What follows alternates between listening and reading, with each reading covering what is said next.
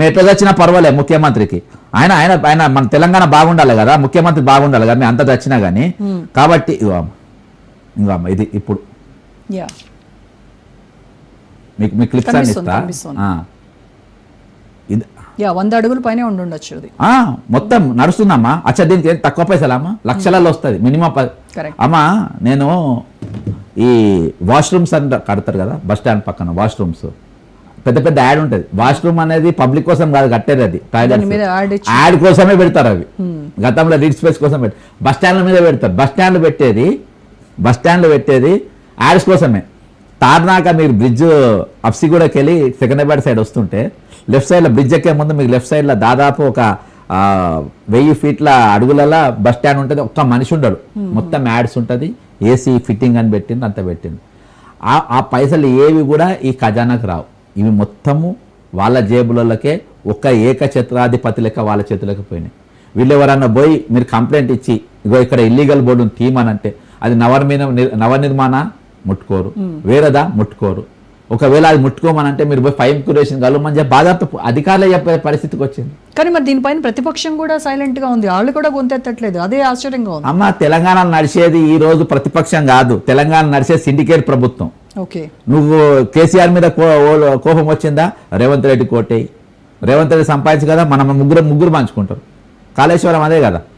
Next ఎవరు BJP వస్తుంది, BJP వస్తే అందరూ పంచుకుంటారు. ఇందులో ఎవరెవరు ఏం మాట్లాడను కూడా ఎజెండా వీళ్ళే సిండికేట్ నిర్ణయించుకుంటుంది. ఏ సబ్జెక్ట్ మాట్లాడాలి అట్లా న్యూస్ పేపర్లలో కూడా ఈరోజు సిండికేట్ తయారైంది. ఈ ఐటమ్ మాట్లాడద్దు. ఈరోజు 1000 కోట్ల నష్టం జరుగుతూ ఉంటే 1000 కోట్ల నష్టం జరుగుతుంది. మాట్లాడేటోళ్ళు అడిగేటోళ్ళే లేరు ఈరోజు. నాట్ 200 crores, 1000 crores, 1000 కోట్ల రూపాయలు ఈరోజు యాడ్ రంగంలో పోతుంది. తెలంగాణ వస్తే మన నీళ్లు మనకి, మన నిధులు మనకి అని చెప్పి అదే స్లోగన్తో కదా మనం తెలంగాణను సాధించుకున్నాం. మరి ఇవాళ ఎటుపోయింది అది? అవును, మన నీళ్ళు మనకి అంటే వీళ్ళు మాట్లాడేటోళ్ళకి వీళ్ళ దగ్గరికి అమ్మా ఏవో ఒకటి ఆత్మగౌరవం ఫలితం. మరి ఇప్పుడు ఎవరి జాగాలో ప్రతిదీ ఒక సిస్టమ్, ఏ సిస్టమ్ ప్రకారం ఆ సిస్టమ్ ఉండే. ఆ సిస్టము దాడి తప్పినప్పుడు కోదండరామ్ రోడ్డు మీదకి వచ్చేది, ఒక దేశపతి శ్రీనివాస్ అంటే రోడ్డు మీదకి వచ్చేది, ఒక మల్లెపల్లి లక్ష్మీ రోడ్డు మీదకి వచ్చేది, ఒక గంట చక్రపాణి రోడ్డు మీదకి వచ్చేది. మా సొంతలో పనులు ఉండేటే కావు. కానీ వీళ్ళు ఈరోజు తెలంగాణ ఏర్పడ్డాక ఆత్మగౌరవ తెలంగాణని, స్వయం పాలన తెలంగాణ, నీళ్లు లేదు నియామకాలు మనయే అని ఈరోజు మిగులు బడ్జెట్తో ఏర్పడ్డ తెలంగాణ అంటే 16,000 కోట్ల మిగులు బడ్జెట్తో తెలంగాణలో ఈరోజు వరంగల్ సెంట్రల్ జైలు కూడా బ్యాంక్ ఆఫ్ పూణే మహారాష్ట్రలో కుదబెట్టే దౌర్భాగ్యం పరిస్థితికి దిగినప్పుడు ఈ ఆత్మగౌరవం ఇంకెక్కడ ఉందమ్మా? ఆత్మగౌరవం పెరిగింది. ఆత్మగౌరవం తెలంగాణ రాకముందు ఓటుకు 500 రూపాయలు ఉండే, తెలంగాణ వచ్చిన తర్వాత 2000 రూపాయలు అయింది. మన ఆత్మగౌరవం ఎంత రేట్ అంటే ఈ రోజు 2000 రూపాయలకు వృద్ధి రేటు ఆ రకంగా పెరిగింది.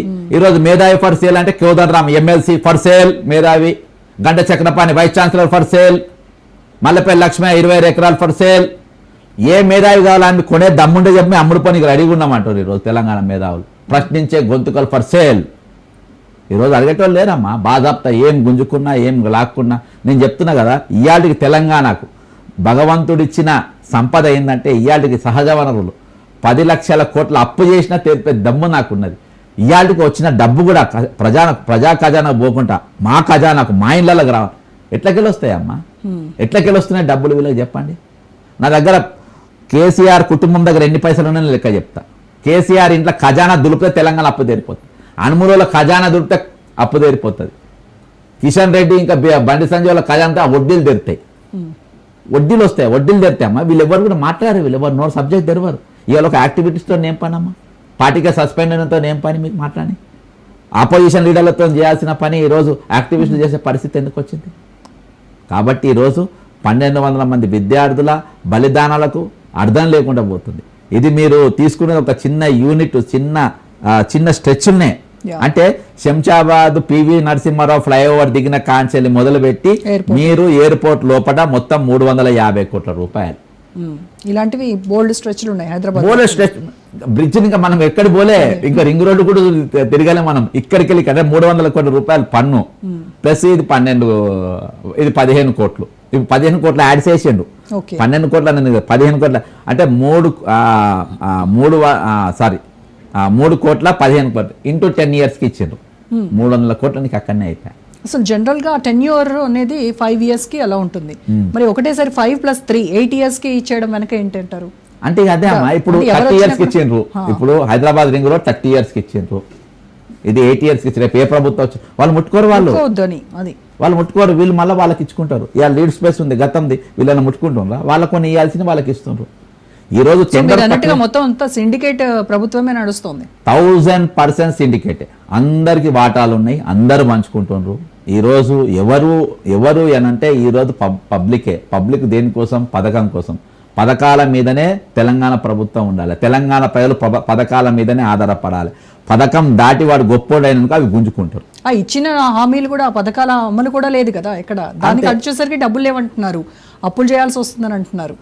అవునమ్మా, ఇప్పుడు ఖజానాకు రావాల్సిన డబ్బులు వాళ్ళ చేతికి వెళ్ళిపోతే ఆ విధంగానే చూస్తారు కదా. ఇవాళ ఏ పత్రిక రాని ఒక నగ్న సత్యం ఏంటంటే 17వ తారీఖు రోజు, ఈ నెల 17వ తారీఖు రోజు 4 రాష్ట్రాలు బాండ్స్ అమ్ముకున్నారు. తమిళనాడు 1000 కోట్ల బాండ్లు అమ్మిండ్రు, ఇది 1200 కోట్ల బాండ్లు అమ్మిండ్రు. రాజస్థాన్ 1000 కోట్ల అత్యధిక బాండ్లు అమ్మింది తెలంగాణ, 4000 కోట్ల బాండ్లు అమ్మిండ్రు. 17వ తారీఖు పేపర్లో వార్త లేదు, ఏం లేదు. అది ఆ బాండ్స్ ఏందనంటే తెలంగాణ ఆర్థిక పరిస్థితి కష్టంలో ఉన్నప్పుడు అది మన పెట్రోల్ అయిపోయినాక రిజర్వ్ చేస్తారు చూసినామా, ఆ రిజర్వ్ లెక్క. అసలు రిజర్వ్